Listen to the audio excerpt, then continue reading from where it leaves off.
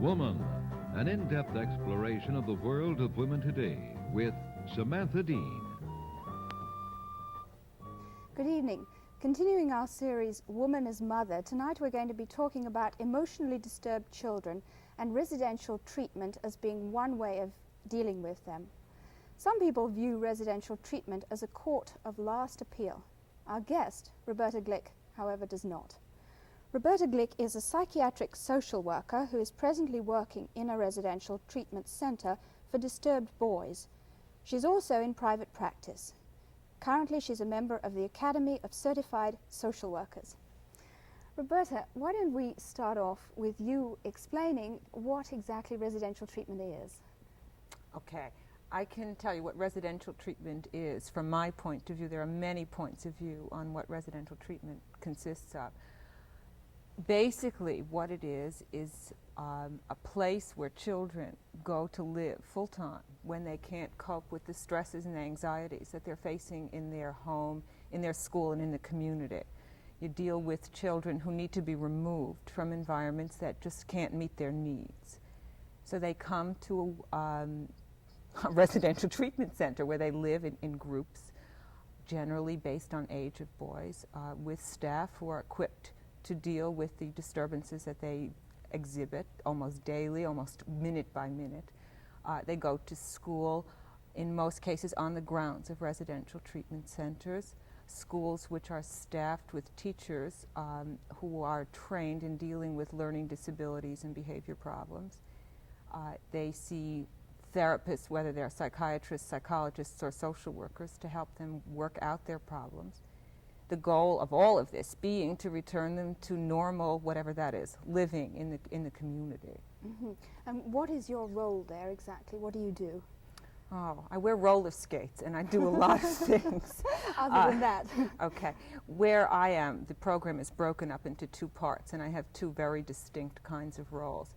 The treatment center itself is set up to deal with boys between the ages of 6 and 12, and there are 30 boys who live there. My role there is that of a social group worker. I was trained in dealing with group dynamics and group process, and what I do there is train the staff who live and work with the children, the child care technicians, to make use of group process so that they can help the kids deal with their problems by helping each other and by learning, relearning, or unlearning patterns of behavior that have just gotten them nowhere in the past. So basically my job is one of staff training. Okay. The second half is we also have what is termed a group home, which can be viewed as another aspect of a residential treatment kind of program. The group home is set up to deal with adolescent boys who no longer need the closed environment of a residential place. By that I mean they're capable of going to school in the community, of joining organizations and groups such as WISE or Boy Scouts, and can cope with more stress. However, they're not at the point where they can go home or they can go to foster homes because they don't deal well with close one-to-one relationships. My role there is to be in charge of the entire treatment program. I see these boys in both individual and group therapy and supervise the staff. Now, how do you determine who is acceptable for your type of treatment? What is your criteria for establishing who shall be admitted?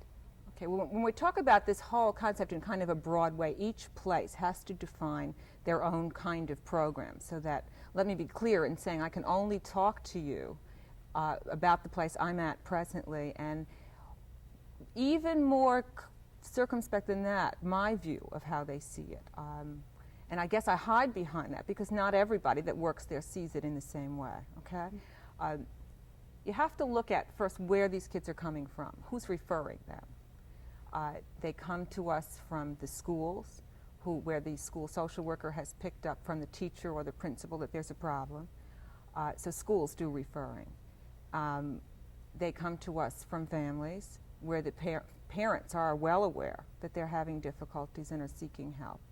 They come to us from places like family court, where the court is saying, we have established the fact that this child needs your kind of treatment.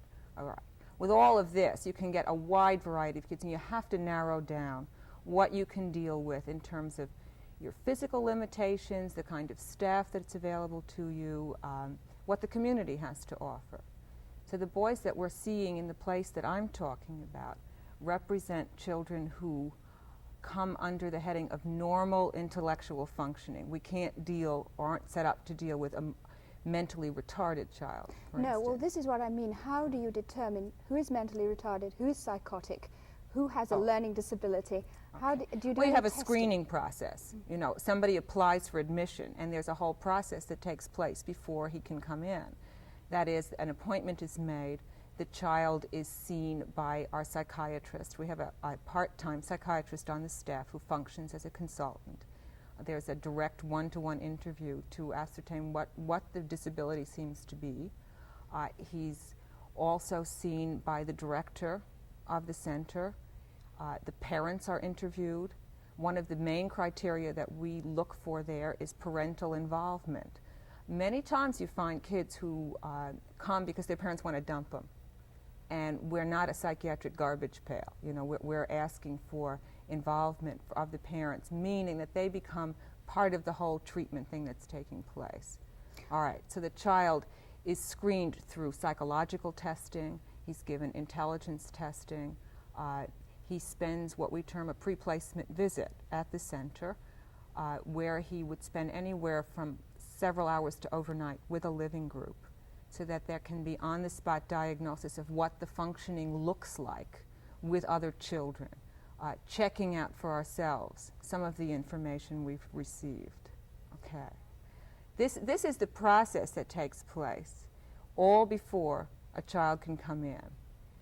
And I think one of the most important things to look at here is we won't take a child, even if he meets all of these things, unless he wants to come. Mm-hmm. We won't force a child to come there. How about the parents? You said some of them look upon it as a dumping place. Mm-hmm. What about the other end of the spectrum, where it's not such a cut and dried situation, where it obviously is if a child is recommended from the probation department of a court, then there's no two ways about it. But supposing a child is referred from a clinic or a hospital or an agency, and the parent feels that their child might be better off at home, who makes the decision in the final analysis? Is it the parent or is it the It's the parent. The place, we're not talking now about public institutions where people can be committed to come. We're talking about a voluntary, private institution where the role of the screening team is to help the family and the child decide for themselves whether this is what they want or not, what they don't want. This is why I made the point quite specifically about not taking a child that doesn't want to come. A child whose parents aren't going to support it isn't going to want to come either. Mm-hmm. Okay. That's very good. So the parent and the child have the decision, right? Yeah. All right. Well, do you also have a choice who you admit? Oh, sure. That's one of the good things, I think, about working in a private institution.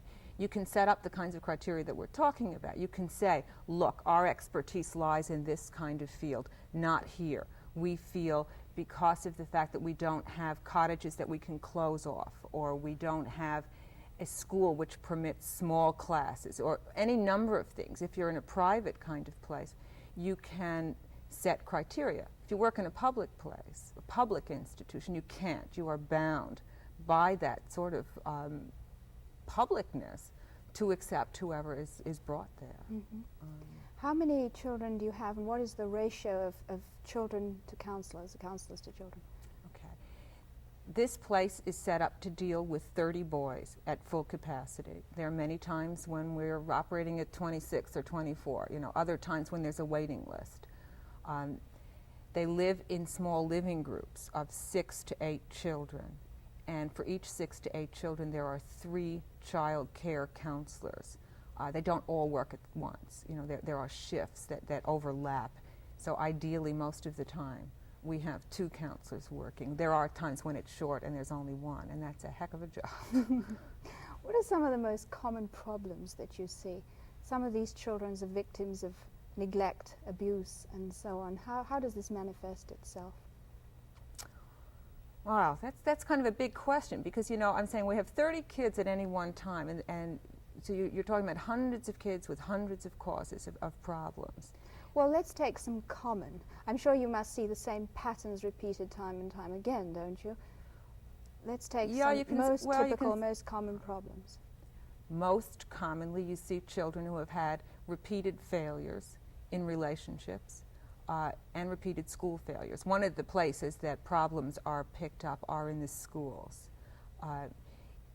Often, and I think it's too bad, kids are not identified as being disturbed, being behavior disordered, being a problem until they get to the classroom and the teacher becomes aware of the manifestations of what's going on. You find a kid who can't sit still, or a kid who can't learn. If you could pick it up earlier, you might be able to get a child before he's so damaged that he needs to be taken out of this environment. Mm-hmm. Do you think this problem is sociological, or is it more individual? I don't know that you can answer that. I think we're not at the point where we can say, okay, this child is exhibiting this behavior and the cause is A. We're not there yet. We can take a look at the phenomenon that we see and have some idea of what direction to go, but there isn't any cut and dried answer. How do you account for the fact that one child in a family can deal with the fact that the father's not present and another one can't? Why does one react to stress in one way and another way? Even in the normal community, we all have our own ways of reacting. If I get upset, I get a stomach ache. If somebody else gets upset, they get a headache. Why do people react different ways? The kids we see many times have brothers and sisters who are functioning, are going to school, are coping with whatever problems are in the house and don't need this kind of removal. I don't have the answer as to why this child reacts that way. Do you think emotional deprivation from birth has something to do with it? Oh, sure. In large families, perhaps? I don't know that you can even limit it to large families. There are families with problems, and many of the children that we see come from what we would term multi-problem families. They're families where there's marital discord, or there's an absent father, or there's a problem of alcoholism. And for one reason or another, the parent cannot give this particular child what he needs. They may be able to do it well with a sibling, maybe not so well. But there's something that he's needing that he's not getting. And this isn't to say that all of the parents of these children are bad parents. All of these parents have tried in their own way. And it isn't until you've spent days living with these kids that you can have any appreciation for what parents must go through when you see some of the behavior problems that we deal with daily. Mm. This home that you are connected with deals exclusively with boys. Now, are any of these homes integrated? Do you know, does this work where you have girls and boys together? Oh, there are residential treatment centers, sure, where you do have boys and girls. And interestingly enough, this particular one, when it started out, was set up for boys and girls. And something very interesting developed. You began to see that, and I wasn't there then, but it's followed through from experience I've had elsewhere and information, that boys' problems get defined much earlier than girls. Why is that? I think it's back to the difference about how boys and girls are raised, really. Boys who use bad language at age 6 or who strike a match to see what happens generally meet with the initial reaction of, oh, boys will be boys, and nothing terrible is thought about kind of aggressive behavior. Girls are taught, in my opinion, quite early that you'll be a lady, you don't talk back to your mother, you don't do the same kinds of things, you're not allowed to, that your brother does. So we stopped taking girls there because we weren't getting referrals. And I think what comes out is the girls' problems begin to evidence much more at the beginning of adolescence. And then you get the sexual promiscuity or the acting out when the peer group influence becomes much stronger. Then the girls are even harder to place because very few places are willing to take adolescents at all anyway. And this happens in spite of the fact that girls develop faster emotionally and mentally than boys. Yeah, I think girls are taught to be more conforming than boys, so that whatever their way of showing you that they're disturbed is, it's certainly not as blatant as what you see in little boys. Mm-hmm. What are some of the training or the corrective procedures that you use in the center? How do you discipline emotionally deprived children? I'm not sure what you mean. Well, if you take a child who is emotionally deprived and you discipline him in the same way that you discipline a child who is so-called balanced or normal, this might surely upset his equilibrium, mightn't it? Do you have special techniques of disciplining children that are emotionally disturbed? Right. Part of what we try and do is build inner controls within children. Children living and functioning fairly well in normal households learn signals. They learn that something that they do is going to get mother upset, and they learn not to do it. These children haven't learned some of that. And I think what you're really getting at is what is the behavior that we're seeing and how do we cope with it? And you see all kinds of tantrum behavior or children that spit Well, and this hit. is what I want to know. How do you discipline this?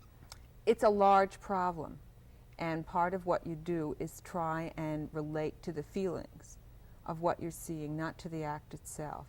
It's a monumental task some days of being able to cope with the fact that the child is not calling you personally a name, but that when he uses the kind of language that we've all gotten used to hearing, he's expressing feelings of frustration or anger, and you answer on that kind of level. It sounds terribly simple, and it isn't. It means saying to a child, you're trying to tell me that you're very angry, but this isn't the way we do it. And try by example to show him other kinds of ways. There are times that you need to remove from a group because he's upsetting other children. And we have staff that are used in these crisis positions, supervisors. How about withdrawing privileges? That sort of thing? Yeah, we use stuff like that too, and that would come under the fancy title, I guess, of behavior modification. We try and use more positive reinforcers rather than negative ones.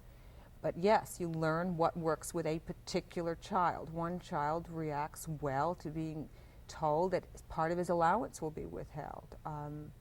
We try and relate this kind of thing to specifics. If a child is destructive and breaks a window, how do you discipline that? Well, we feel that one way to do it is to have him take some responsibility for his own actions, which means you've got to at least contribute towards the replacement of that window. So that there isn't any physical punishment. We don't beat these children. Many people think that this takes place, and unfortunately, I guess in some places it might. But it's helping them find ways to redeem and to save face, too. Children have a way of identifying with their peers, as you were talking about. In your case, the peer group must be rather a negative influence in many cases. The positive is rather submerged very often. Do you find that they tend to identify with the most recalcitrant in the group, and it's a sort of self-perpetuating thing? Not necessarily. I think it happens, sure, from time to time, but when you work in a place like this, and this is part of what my role is, there are two structures that operate. One is the formal structure, and what that means simply is that the guy on the top is the administrator, and then there's the assistant director and the social workers and the counselors, and you know who you relate to for what. Underneath that, there's something that's much more important that's operating, and that's the informal structure.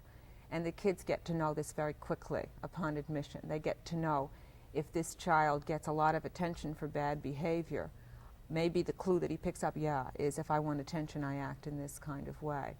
But we do try and build in reward systems for good behavior so that there are status things that can be done. One of the big status things at the center where I am is all of the boys just love to go out into the community and go to a restaurant for dinner or go to visit some local place of interest.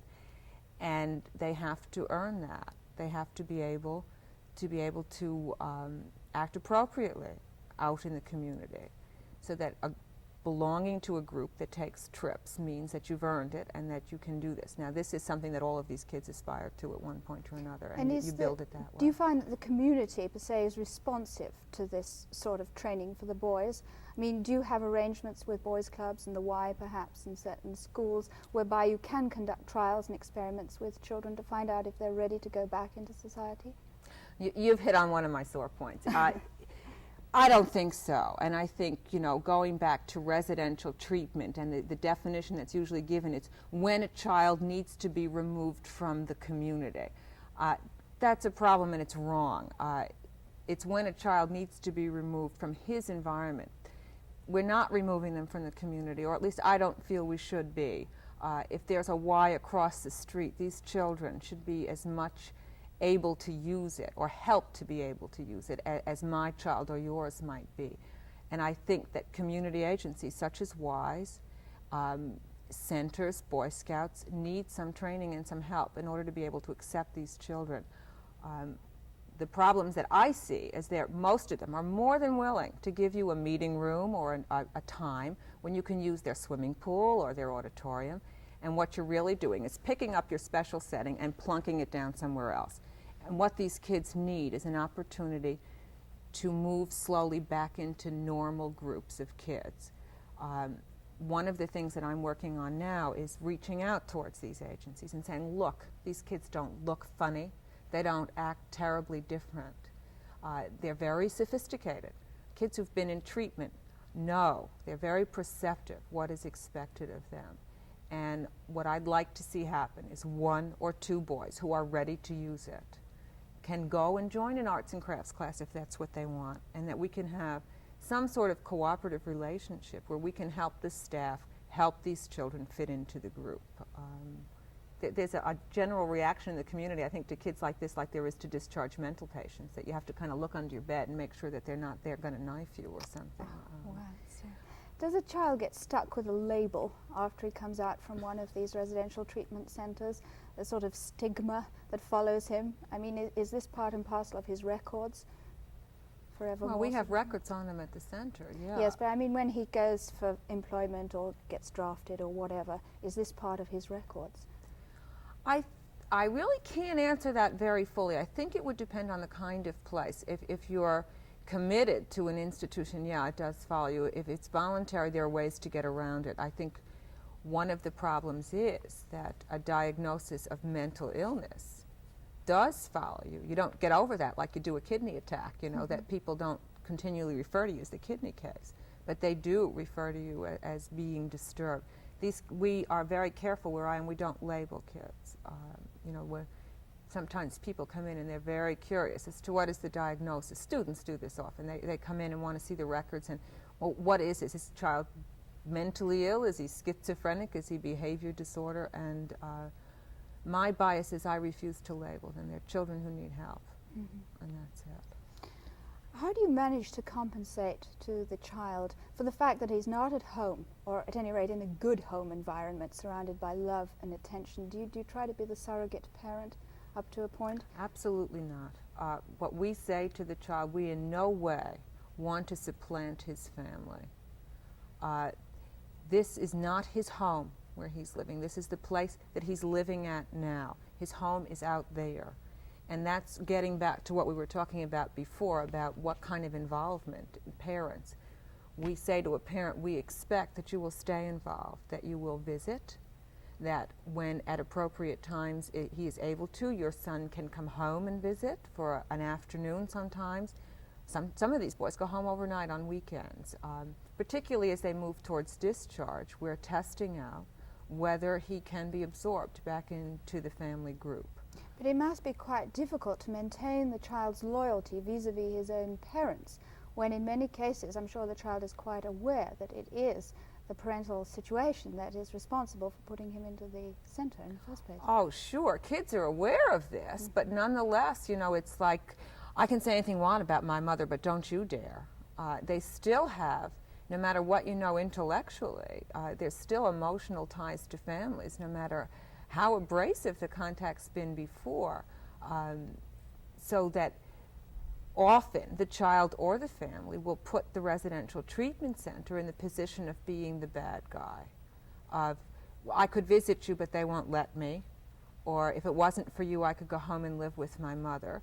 And part of this is what we deal with daily, about the fact that we are not keeping them from their parents, that they're here because of problems. We're not trying to be the parents. I think sometimes we carry it too far, but you know, that's another question altogether. Do you attempt to counsel the parents too? Oh yeah, parents come in, and I say this globally and generally, because getting them to come in isn't always as simple as us sitting here and talking about it. We tell them that the child's problem is a reflection of problems that exist in the family also, and that in order for him to, quote, get better, they need some help too. So that they are generally seen by the same, well, where I am, by caseworkers, social workers, the same person that sees the child, in an attempt to help the family adapt better ways of living together. That's a philosophy that exists in many places and doesn't exist in other places. I don't buy it. I feel that when you do that and you're using the same therapist for the child and the parents, you put yourself as the person treating in a particular kind of a bind. If your focus is on the child as your client and helping him cope with his problems and meet his needs, what do you do if you find a mother whose need is to not be a mother? Mm-hmm. Where do you set your priorities? And I think sometimes parents therefore get shortchanged. I feel it would be far better to have two separate workers, one for the child and one for the family, and that the workers could work together towards evolving a treatment plan. But I try sometimes to put myself, I guess, in the position of parents coming in, and you're already on the defensive if you've got to bring your child to a residential treatment center, and you're sure that everybody's looking at you and making you feel guilty for the problems that your child is having. I don't believe all children's problems can be laid at the doorstep of the parents. I think sometimes there are other influences just as strong. I think sometimes the parents have such overwhelming problems that no matter what they want to do, they can't cope with it. So you need an advocate on both sides, and it doesn't always exist. Other people where I work will take great issue with what I'm saying, and we've had debates back and forth on this. Roberta, time is going so fast, it's incredible. What changes would you like to see made in this whole type of treatment? What programs would you like to see introduced and so on? I'd like to go back to your opening statement. I'd like to see this changed from a court of last appeal, I think is the term you used. And this is how people do see it. After we've tried foster homes, and after we've tried child guidance clinics, and after we've tried family service agencies, and it doesn't work, then we throw up our hands and stick the kid in a residential treatment center. I think one of the values would be to identify problems earlier and get away from this business about keeping the child in his home and remove him earlier, and so he can go back sooner. Right. Number one. Roberta, I have to cut you off. I'm okay. so sorry. It's been very interesting. Thank you very much for being with us. We'll see you again next week. Good night from Woman.